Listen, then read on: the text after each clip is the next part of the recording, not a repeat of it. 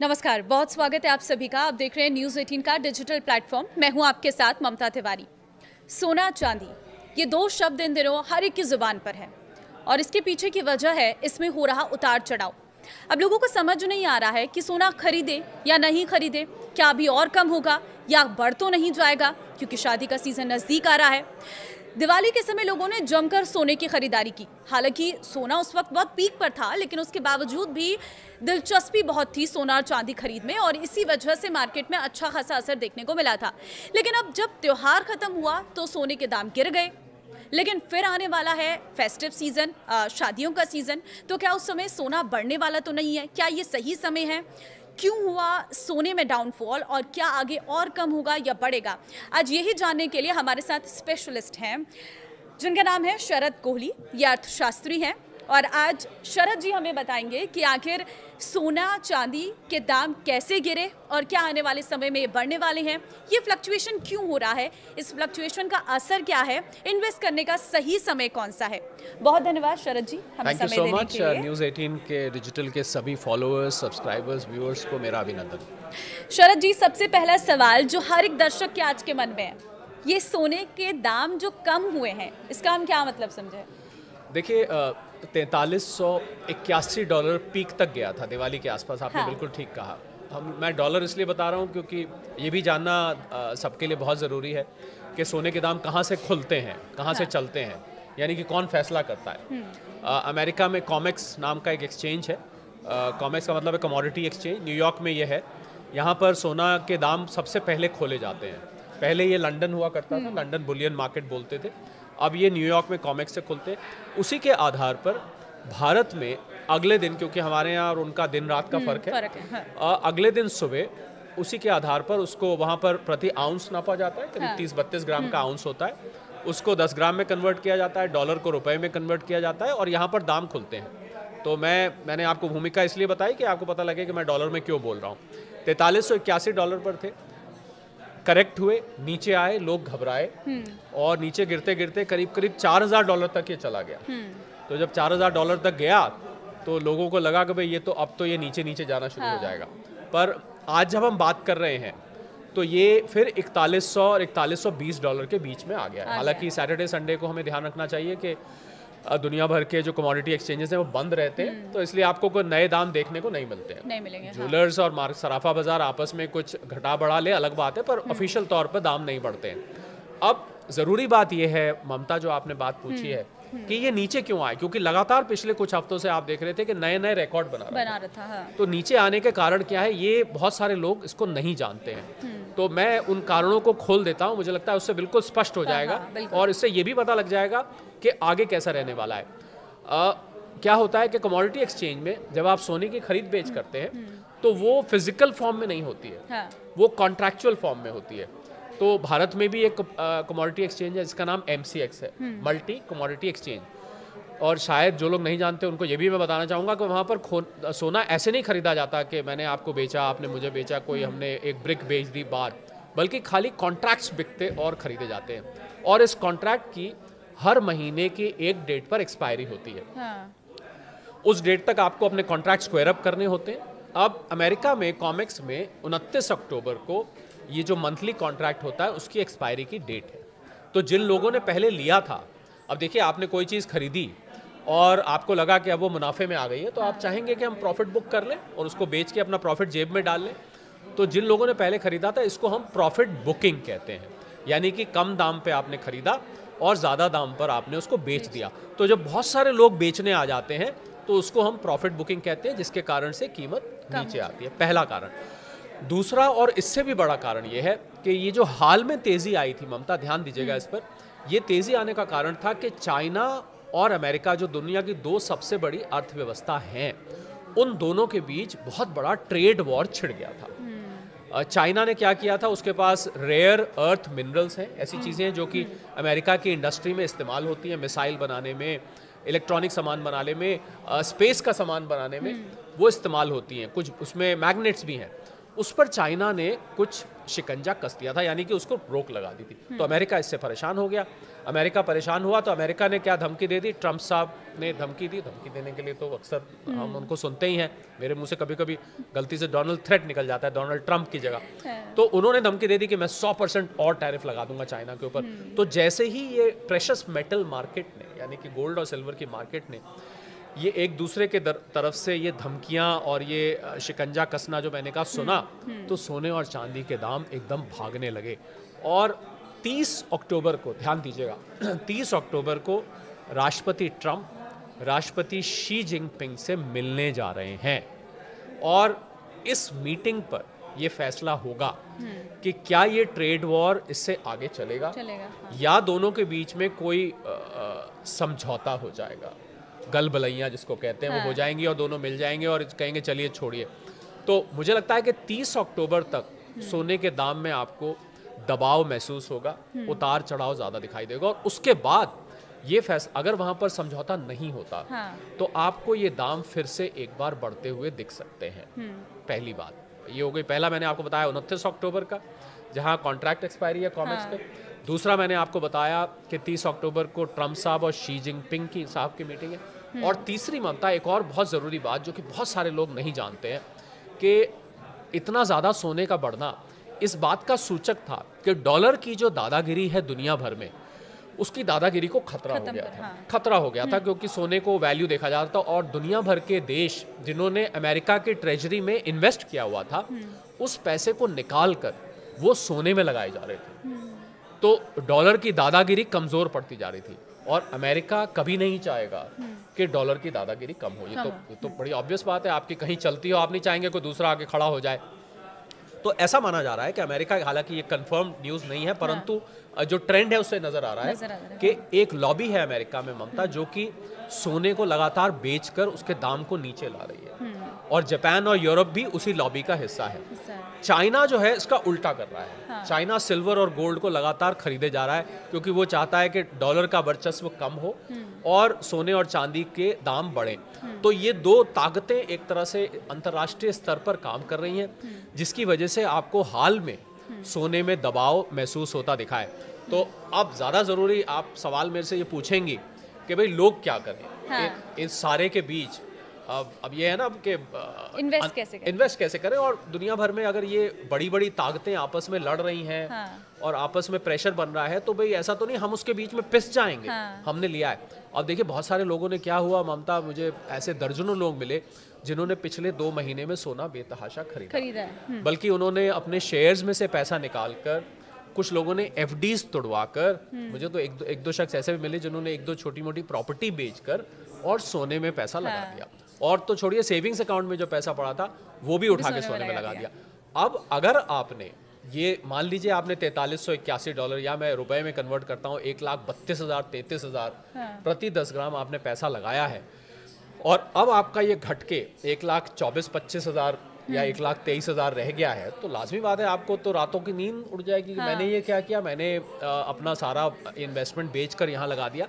देखिए अगर आपने ऐसा किया है तो पहली बात तो मैं आपको ये बताना चाहूँगा कि आपको सोने में जब भी पैसा लगाएं, आप लंबे वक्त के लिए लगाएं। ममता, लोगों से गलती क्या हुई, कुछ लोगों से, सबसे तो नहीं हुई, वो इन्वेस्टर बन के आए थे। यानी कि हम इन्वेस्ट करेंगे, 2-3 साल के लिए लेंगे, 5 साल के लिए लेंगे, और ट्रेडर बन गए।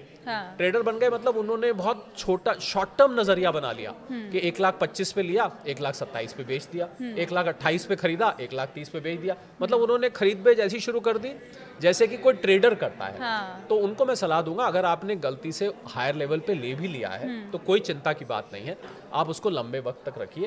क्योंकि जो अंडरटोन है, हम लोग इसको अंडरटोन कहते हैं, कि नीचे जो ट्रेंड कैसा है, ट्रेंड अभी भी ऊपर को है। क्योंकि जो बाकी फैक्टर्स जिसकी वजह से सोना चढ़ रहा था, ये ध्यान दीजिएगा, वो अभी भी बने हुए हैं। कौन से वो फैक्टर्स हैं जिन पे आप नज़र रख सकते हैं, आपकी बहुमूल्य इन्वेस्टमेंट कहाँ जाएगी ये ध्यान रखने के लिए? उसके लिए आपको रशिया और यूक्रेन के युद्ध पर, खबरों पर ध्यान रखना चाहिए कि वो युद्ध अब कितना घमासान हो रहा है, और वो अभी घमासान हो चुका है। वो कहीं पर अभी ठंडा होने की ट्रंप साहब ने बहुत कोशिश करी, पर कहीं नज़र नहीं आ रहा। उल्टा रशियन कंपनीज पर सैंक्शंस लगा दिए हैं अमेरिका ने। रोजनेफ्ट और लुकोइल 2 बड़ी कंपनीज है रशिया के, उनके ऊपर सैंक्शंस लग गए हैं। तो ये एक खराब खबर है, सोने के लिए अच्छी खबर है। और दूसरा, ट्रेड वॉर या टैरिफ वॉर जो ट्रम्प साहब ने दुनिया भर पे छेड़ा हुआ है वो अभी बदस्तूर जारी है। हाँ। वो कहीं भी उसको वापस नहीं ले गया। ये भी सोने को बढ़ाने में इसने बहुत योगदान दिया। मैं तो ममता हल्के फुल्के अंदाज में लोगों को कहता हूँ, जिन लोगों ने सोने में और चांदी में पैसा कमाया है पिछले कुछ महीनों में उनको ट्रम्प साहब का धन्यवाद करना चाहिए। देखिए वैसे तो ट्रम्प साहब का धन्यवाद ज़्यादातर भारतीय नहीं कर रहे हैं क्योंकि उन्होंने भारत के ऊपर H1B वीज़ास पर रिस्ट्रिक्शन लगाई, उन्होंने भारत के ऊपर 50% टैरिफ लगा दिए, क्षमा करें, और भारत के चाबहार पोर्ट है ईरान में उसके ऊपर सैंक्शन लगा दिए, अभी रशियन ऑयल पर सैंक्शन लगा दिए। लगातार भारत को वो अप्रत्यक्ष रूप से इनडायरेक्टली टारगेट कर रहे हैं। तो कोई भारतीय धन्यवाद तो नहीं करेगा, पर जिन लोगों ने सोने और चांदी में पैसा कमाया है वो लोग धन्यवाद कर सकते हैं कि उनकी वजह से कीमत बहुत बड़ी है। तो ये जो फैक्टर्स हैं कुल मिला के, ये फैक्टर्स जब तक बने हुए हैं, यानी कि ट्रेड वॉर, टैरिफ वॉर जब तक बना हुआ है, जब तक जियोपॉलिटिकल सिचुएशन, अभी तो पता लगा ममता मुझे कि अमेरिका ने वेनेजुएला पर अटैक करने की पूरी तैयारी कर ली है, चाइना और ताइवान की टेंशन फिर से बढ़ गई है। तो जब तक ये फैक्टर्स बने हुए हैं, सोना बीच में देखिए उतार चढ़ाव आपको दिखेंगे। मैं ये पहले सतर्क करना चाहता हूँ, और मैं लगातार बहुत सारे प्लेटफॉर्म से, बल्कि न्यूज़ 18 पर भी, आपके चैनल पर भी मैंने पहले ये बोला आके कि जब भी आप सोना लगाएं तो बीच बीच में करेक्शंस आएंगी। और सबसे बड़ी बात ममता मुझे बताइए कि कोई भी चीज़ अगर लगातार सिर्फ ऊपर ही ऊपर जाती जाएगी तो फिर तो लोग क्या करेंगे, अपना सब कामकाज छोड़कर उसी में इन्वेस्ट अपने सारे पैसे सब जगह से निकाल के उसी में लगाने लग जाएंगे। फिर तो आप रातों रात जहां हाथ डालें, आज 10 में बेचें, कल 15 में 10 में खरीदे, 15 में बेच दिया, 15 में बेचा, 20 में 15 में खरीदा, फिर 20 में बेच दिया। तो ऐसे तो आप लगातार ऊपर जाते जाएंगे। तो कोई भी एसेट क्लास, शेयर्स के लिए भी यही कहा जाता है कि शेयर्स भी तो उसकी जो चाल होती है, अगर मैं उसको हाथ से बना के, क्योंकि हमारे पास यहाँ कोई बोर्ड तो नहीं है, तो ऐसे चढ़ता है, फिर ऐसे करेक्ट करता है, फिर ऐसे चढ़ता है, फिर ऐसे, तो ये हमेशा इस तरीके से चढ़ता है। और मैं इस करेक्शन को ममता, हालांकि मुझे जिन लोगों ने अगर पैसा गवा दिया है और बेच दिया, 4381 पे आया और जब ये 4000 आया उन्होंने बेच दिया होगा तो गलती करी होगी, पर अगर बेच दिया तो मुझे उनके साथ पूरी हमदर्दी है। परंतु अगर आपने रखा हुआ है तो इसको लंबे वक्त तक रखिए। एक हेल्दी करेक्शन है, जब भी कोई एसेट इस तरीके से बढ़ता है तो उसको एक हेल्दी करेक्शन माना जाता है। लेकिन बीच में इसी में मेरा सवाल ये रहेगा कि आपको क्या लगता है, जो मार्केट में फ्लक्चुएशन हो रहा है, ये गोल्ड किस लेवल तक हाई जा सकता है और किस लेवल तक नीचे आ सकता है? देखिए, गोल्ड के बारे में फोरकास्ट करना बहुत कठिन काम है, क्योंकि गोल्ड, जैसा कि मैंने बताया, जिन फैक्टर्स पे ये डिपेंड करता है, और दुनिया भर के सेंट्रल बैंक्स ने भी बेतहाशा गोल्ड खरीदा है। तो ये फैक्टर्स ऐसे हैं कि जब तक ये फैक्टर्स बने रहेंगे चढ़ता रहेगा। अब देखिए कब ये फैक्टर पलट जाए। अब मैं उदाहरण अक्सर दिया करता हूँ, मैं रशिया यूक्रेन की हम बात कर रहे थे अभी। अब मान लीजिए ट्रम्प, जेलेंस्की साहब और पुतिन साहब गले मिल जाए, चलो लड़ाई छोड़ो, आज से हम और आप दोस्त, ये लो अपनी टेरिटरी वापस, ऐसा कुछ हो जाए तो फिर आपको नेचुरली करेक्शन होती दिखाई देगी। पर मुझे लगता है अंडरटोन बुलिश है। मुझे अगर गोल्ड आज 1,25,000 पे खड़ा हुआ है, मुझे यहाँ से 1.5 लाख तक भी जाता दिखता है। परंतु आप निवेश करने से पहले अपने फाइनेंशियल एडवाइजर से सलाह ले लें। मैं आपको निवेश करने की सलाह नहीं दे रहा हूँ, मैं आपको सिर्फ वो फैक्टर्स बता रहा हूँ जो कि गोल्ड की प्राइस को, सिल्वर की प्राइस को उतारते और चढ़ाते हैं। हम सभी दर्शकों को एक डिस्क्लेमर आपकी इजाज़त से देना चाहूँगा कि आप अपने फाइनेंस एडवाइज़र से सलाह लेके जो भी निवेश करें, उनसे सलाह लेके करें। ये एक एनालिसिस है केवल, और केवल आपको ये गाइड करने के लिए कि क्या वो फैक्टर्स हैं जो गोल्ड और सिल्वर को ऊपर और नीचे ले जाते हैं। तो इसलिए मुझे लग रहा है कि गोल्ड अंडरटोन अभी भी जुए की तरह है, कुछ भी हो सकता है, कुछ भी हो सकता है। तो इन्वेस्ट करने से पहले आप सभी अपना खुद से सोचें एक बार कि क्या हमें इसमें इन्वेस्ट करना है, क्या गोल्ड परचेज करना है या गोल्ड सेल करना है। लेकिन आप गोल्ड की बात तो इधर रही, ये चांदी क्यों बढ़ रही है? चांदी तो पहले से मिडिल क्लास वालों के लिए एक ऑप्शन रहता था कि चलो सोना हमारे पहुंच में नहीं है तो हम चांदी खरीद लेते हैं, लेकिन ये अचानक से जो बेतहाशा वृद्धि हुई है चांदी में, इसके पीछे का कारण क्या मानते हैं? देखिए, सोना और चांदी वैसे तो एक साथ चलते हैं, कंधे से कंधा मिलाकर चलते हैं। हालांकि कीमतों में फ़र्क है, उसका हम प्रोपोर्शन में निकालते हैं कि कितने 1 किलो चांदी तो कितने ग्राम सोना, वो खैर मैं उस टेक्निकलिटी में मैं नहीं जाता, मैं आपकी बात का सीधा जवाब देता हूँ। चांदी का इंडस्ट्रियल यूज़ भी है ममता। चांदी आपके मोबाइल फ़ोन्स में, सोलर बैटरी में और भी बहुत सारे इलेक्ट्रॉनिक उपकरणों में चांदी का प्रयोग किया जाता है। और ऐसा माना जाता है कि चांदी की सप्लाई शॉर्ट भी है, और इसीलिए चांदी की कीमत आपको इतनी ऊपर, ऐसा माना जाता है कि 9 मिनट में जो चांदी खानों से निकाली जाती है, वो 6 मिनट में कंज्यूम भी हो जाती है। यानी कि उसका इस्तेमाल भी कर, तो इसका मतलब हमेशा एक शॉर्टेज बनी रहती है। तो चांदी, और दूसरा एक और वजह जो मैथमेटिकल है, जो शायद लोगों ने कभी ध्यान नहीं दिया होगा, कि चांदी की ट्रेडिंग जनरली किलो में की जाती है। अब ये बात अलग है, आपने कोई पायल खरीदनी है तो वो 10-20 ग्राम की होगी, आपने चांदी का कड़ा खरीदना है तो 10-20, पर जनरली जो ट्रेडर्स बड़े करते हैं वो किलो में खरीदते हैं, जबकि सोने को 10 ग्राम या 100 ग्राम में ट्रेडिंग की जाती है। तो क्योंकि वो किलो में खरीदी जाती है तो उसमें वॉलेटिलिटी यानी कि उतार चढ़ाव और ज्यादा होता है। क्योंकि आप सोना खरीदेंगे, मान लीजिए कोई व्यक्ति खरीद रहा है 100 ग्राम, तो वो चांदी खरीद लेगा 10 किलो। आप समझ रहे कि 100 ग्राम और 10 किलो में क्योंकि उसकी ट्रेडिंग ज्यादा हो जाती है, वॉल्यूम बढ़ जाता है, वॉल्यूम बढ़ने से इसकी वॉलेटिलिटी बढ़ जाती है। तो जो कारण सोने को ऊपर और नीचे ले जा रहे हैं, वही कारण चांदी को भी ऊपर और नीचे ले जा रहे हैं। एक कारण उसमें और जुड़ जाता है कि जैसे जैसे चांदी की कंजम्पशन, इंडस्ट्रियल कंजम्पशन बढ़ती जाएगी, वैसे वैसे चांदी में आपको और ज़्यादा चढ़ाव। तो मुझे लगता है कि चांदी को भी अगर आप ले रहे हैं, चांदी में आपको वॉलेटिलिटी और ज़्यादा दिख सकती है। आप देखें चांदी, हम फिर डॉलर की बात करते हैं, करीब करीब $54 तक चली गई थी, फिर घट के ये करीब $46-47 तक आई। इस समय ये फिर 48 और $49 के आसपास घूम रही है, इसने भी रिकवर किया है। तो अभी सोने और चांदी की चाल आपको लगभग एक साथ चलती है, यानी कि 5-6% उसमें करेक्शन आया है और 5 से 6% इसमें करेक्शन आया है, दोनों में बराबर का करेक्शन। पर ये कभी कभी चांदी पीछे भी छूट जाती है, कभी कभी चांदी से आगे, सोने से आगे भी निकल जाती है, पर दोनों के कारण लगभग सेम है उतारने चढ़ने के, सिवाय इसके कि चांदी का इंडस्ट्रियल यूज़ भी किया जाता है। देखिए, क्योंकि हम जब आपस में बात करते हैं, परिवार में बात होती है, स्टाफ्स के साथ बात होती है, तो हर कोई अलग अलग तरीके से बात करता है। वैसे तो पूरा खेल इंटरनेशनली चल रहा है, लेकिन कहीं ना कहीं लोगों के मन में ये भी बात रहती है, अभी त्योहार आ रहे हैं, महंगा हो जाएगा सोना, अब शादियों का सीजन आ रहा, महंगा हो जाएगा सोना। क्या ये सब बातों का इम्पैक्ट पड़ता है इसमें? देखिए, जैसा मैंने शुरू में ही कहा था जब हमने बातचीत शुरू करी थी, कि सोने का भाव अमेरिका में कॉमेक्स से खुलता है। हाँ। थोड़ा बहुत फर्क पड़ता है, धनतेरस आ गया, हाँ। अक्षय तृतीया आ गई, शादी का सीजन आ गया, हाँ। थोड़ा बहुत फर्क पड़ता है, पर इतना फर्क नहीं पड़ता कि हम कहें कि सोना शादी की वजह से महंगा हो गया। अब ऐसा नहीं होता है। हाँ। और मैं तो सलाह लगातार ये देता आ रहा हूँ, ममता, आप स्वयं महिला हैं, आप इस बात को समझ सकते हैं कि जो सोने की ऑर्नामेंटल वैल्यू है वो कभी भी नहीं जा सकती। अगर महिला को शादी में पहनना है तो उनको पहनना है।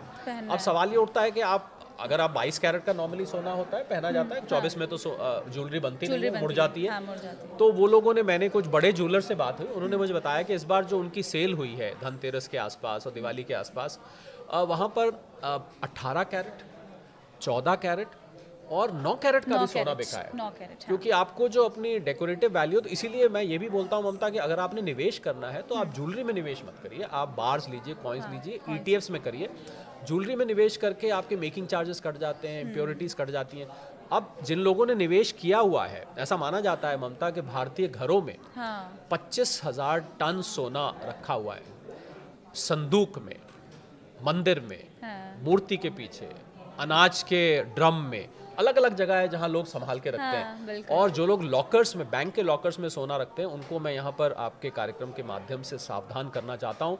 आप रखें, मैं ये नहीं कह रहा कि बैंक के लॉकर में ना रखें, परंतु जो भी आपके बैंक का लॉकर का रेंट होता है, जो इंश्योरेंस होता है उसमें रखे सामान का, वो मात्र उसका 100 गुना होता है। यानी कि अगर आपने 2,000 रुपए का आपका रेंट है तो 2 लाख रुपए तक का आपका उसमें इंश्योर्ड है, उसके अलावा आपका वो लॉस हो गया तो वो लॉस की भरपाई नहीं हो पाएगी। तो वो सोना जो आपने रखा हुआ है उसकी वैल्यू आप निकालें, उसकी वैल्यू करें। और जो नया सोना आप लेना जाना चाहते हैं, मैं तानिश के CEO हैं, उनका इंटरव्यू सुन रहा था। उन्होंने सचिन तेंदुलकर साहब को एज एन एम्बेसडर लिया, ये बात लोगों को कन्वे करने के लिए कि आप अपना पुराना सोना निकालिए, उससे नया सोना खरीदिए, बजाय आप पैसे से खरीदिए, क्योंकि पैसे से तो महंगा हो गया है, तो लोगों के रीच के बाहर है। तो पुराना सोना, बहुत सारे लोगों ने ये किया है। आप बड़े ज्वेलर से मेरी बात है, उन्होंने कहा लोग अपना सोना लेके आते थे और कुछ कैश भी ले जाते थे साथ में। मतलब मान लीजिए आप 1 किलो सोना लेकर आए, 1 किलो तो चलिए मैंने ज़्यादा, बहुत कम कस्टमर होंगे, 100 ग्राम लेकर आए, और 100 ग्राम लेकर आए और उन्होंने अपना 10-20 ग्राम का कुछ बनवा लिया और बाकी का कैश लेके घर चले गए। ऐसा भी बहुत हुआ है। तो भारतीय घरों में सोने की कमी नहीं है। रिजर्व बैंक का ही जो इस समय भंडार है 880 टन के आसपास का है। तो अगर आपने निवेश किया है तो मेरी राय ये है कि आप उसको लंबे वक्त तक रखें, आराम से रखें और रोज रोज के उतार चढ़ाव से परेशान ना हो। लेकिन केंद्रीय बैंक क्यों रिकॉर्ड सोना कर रहा है? बहुत अच्छा सवाल है ये, बहुत टेक्निकल सवाल है ममता। ये क्या 1971 में रिचर्ड निक्सन साहब अमेरिका के प्रेसिडेंट होते थे। उससे पहले एक गोल्ड स्टैंडर्ड हुआ करता था दुनिया भर में। उसका मतलब होता था कि आपकी करेंसी की वैल्यू आपके पास जितना गोल्ड है उससे डिटरमिन की जाएगी। जितना मतलब जिसके बाद भंडार है, हाँ। उस देश को आर्थिक रूप से उतना शक्तिशाली माना हाँ। जाएगा। वो निक्सन साहब ने वो हटा दिया, उसको हम गोल्ड स्टैंडर्ड कहते थे, उसको हटा दिया गया। हटा के डॉलर की दादागिरी, डॉलर का वर्चस्व वहीं से शुरू हुआ और आज तक चलता है। ऐसा माना जा रहा है क्योंकि ट्रंप साहब की नीतियां इतनी अनिश्चितता से भरी हुई हैं कि शायद डॉलर यहाँ से फेल हो आगे जाके, या कमज़ोर हो जाए और गोल्ड स्टैंडर्ड वापस आ जाए जो 1971 से पहले होता था।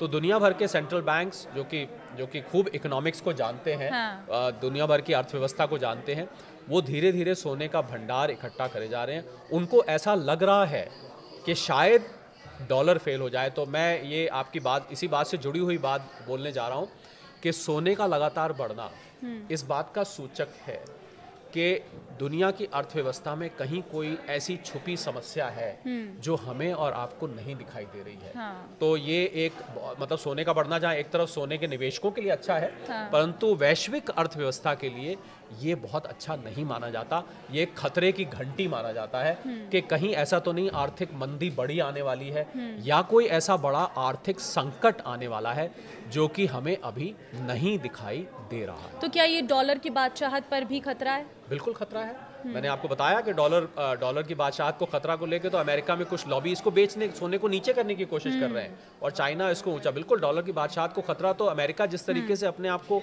ममता आइसोलेट कर रहा है, इसको हम प्रोटेक्शनिज्म कहते हैं कि यहाँ के लोग यहाँ पर आके काम ना करें, H1B पर रिस्ट्रिक्शन लगाई, यहाँ का सामान टैरिफ फ्री ना आए, उस पर टैरिफ बढ़ा दीजिए, कभी इमिग्रेशन को लेके क्रैकडाउन। अमेरिका अपने आप को अलग थलग कर रहा है। तो अमेरिका का अलग थलग करने का मतलब है कि दुनिया भर की अर्थव्यवस्था एकदम हिल जाएगी। ऐसा कहा जाता है ममता कि अमेरिका छींक मारता है और जुकाम दुनिया को लग जाता है। तो अमेरिका के में लागू की गई कोई भी आर्थिक नीति दुनिया भर को प्रभावित करती है। बिल्कुल अगर डॉलर यहाँ से हिलता है तो मुझे लगता है एक नए प्रकार की अर्थव्यवस्था जिसमें सोना सबसे ऊपर सामने उभर के आ सकता है। करेंसी तो नहीं बनेगा, हाँ। ये तो नहीं हो सकते कि आप ब्रेड सोने के बदले में लेके आए, हाँ, या दूध खरीद के लाएं, परंतु एक वैल्यू का मेजर बन जाएगा, यानी कि किसी भी वैल्यू को माप तोल करने का एक आधार बन जाएगा। और दुनिया भर में सोना आप कहीं भी जाके खरीद सकते हैं, बेच सकते हैं, कोई इसमें परेशानी नहीं आती है। बिल्कुल आपने ठीक कहा, डॉलर कमजोर होता है तो सोना यहाँ से और ज्यादा ऊपर जाएगा और ज्यादा उसका सिग्निफिकेंस बढ़ जाएगा। तो चाइना क्यों खरीद रहा है इतना सोना? चाइना इसलिए खरीद रहा है क्योंकि चाइना भी चाहता है अंदर से कि डॉलर बहुत ज़्यादा मजबूत ना हो। चाइना हाँ। तो अपनी करेंसी को युआन को बनाना चाहता था, पर युआन में तो अभी वो इतना कामयाब नहीं हुआ है कि युआन दुनिया भर की करेंसी बन जाए। उसको लग रहा है कि सोना एक ऐसी चीज़ है जो हम अपने यहाँ भंडार इकट्ठा कर लें तो डॉलर के वर्चस्व को हम चैलेंज कर सकते हैं। चाइना के खरीदने की वजह चाइना और अमेरिका का जो कोल्ड वॉर है, इसके कारण चाइना सोने का भंडार इकट्ठा कर रहा है। और चाइना को भी कहीं लग रहा है कि डॉलर कमज़ोर हुआ तो अगर हमारे पास ज़्यादा सोना हुआ तो हम दुनिया भर पर अपना अधिकार ज़्यादा जमा पाएंगे। तो देखिए, ये है सोने चांदी का मार्केट। ये कब बढ़ेगा कब घटेगा इसके लिए कुछ अंदाज़ा नहीं लगाया जा सकता। इस वीडियो के साथ ही मैं आपको एक और यहाँ पर ज़रूर नोट देना चाहूँगी कि सोने में इन्वेस्टमेंट आप अपनी मर्ज़ी से, अपने फाइनेंशियल एडवाइज़र की मर्ज़ी से करें। ये वीडियो का मकसद सिर्फ और सिर्फ आपको सोने और चांदी के मार्केट के बारे में पूरी जानकारी देना है कि आखिर मार्केट में क्या चल रहा है, क्या वजह है इसके बढ़ने की और क्या वजह हो सकती है इसके घटने की, फ्लक्चुएशन होगा या नहीं होगा, ये सारी डिटेल जानकारी इस वीडियो के जरिए देने का मकसद था। बहुत धन्यवाद सर हमारे साथ जुड़ने के लिए और एक आसान तरीके से आपको सोने और चांदी के इस बाजार के बारे में बताने के लिए। तो फिलहाल इस वीडियो में सारी आपकी छोटी छोटी चीज़ों को हमने नोट किया है, जो आपके सवाल थे वो रखे हैं। इस वीडियो को आप शेयर ज़रूर करना ताकि सभी लोगों को सोने और चांदी के इस मार्केट के बारे में पता चल सके और निवेश करने से पहले वो सोच सकें। नमस्कार।